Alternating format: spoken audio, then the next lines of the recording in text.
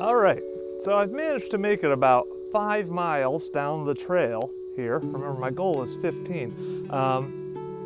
But there's a lot of fascinating things at this particular stop I'm at. First, I'll show you this interpretive sign, Towpath Travelers.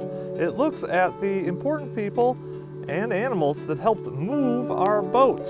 We see here this lovely picture of a young girl who is helping guide these animals. Now remember, canal boats were not like a normal boat we have today with a motor, or even the boats we typically think of with sails. No, they were pulled. You can see here the tow rope that connects to the boat. They were pulled by animals, originally horses, and then more famously the mule, which this sign talks a lot about.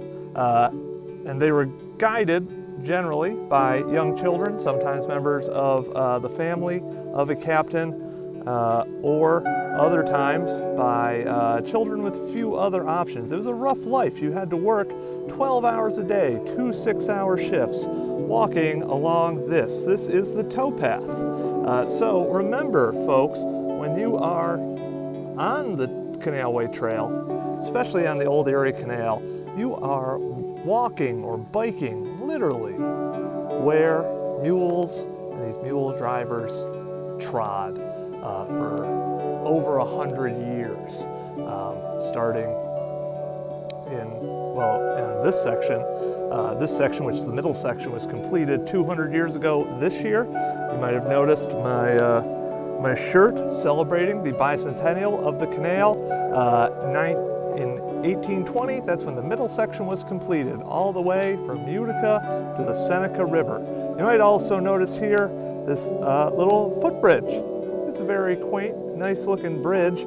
That leads to a trail that'll take you to Green Lakes State Park. I think maybe you can read that sign, which is right up the hill here. And in Green Lakes, it is a Merimitic Lake. I believe I'm getting that right. Tom Grasso will correct me on that. There's another lake up there, Round Lake 2. It's a gorgeous state park. I highly recommend checking out. But as a Merimitic Lake, that was formed by glaciers, and glaciers are an important part in the tale of this lovely waterway that we have here. Because you see, without glaciers, New York would not have had the unique geography that makes this possible. The glaciers allowed for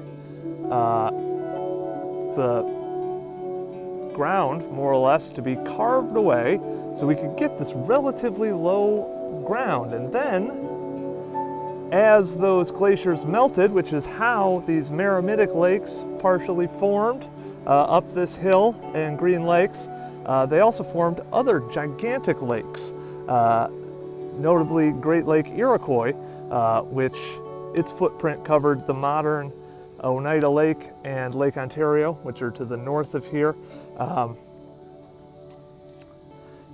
So that was formed, and since it couldn't drain out through the normal Great Lakes drainage system, which is St. Lawrence River, that was still under ice, it had to form a new channel, which was the Mohawk River Valley, which is now the rare place in the Appalachian Mountains, stretching all the way from Georgia up into Canada, where it's under 600 feet in elevation, making perfect geography for a canal. So there you go. There's your little science lesson for today, and I'll see you at the next stop.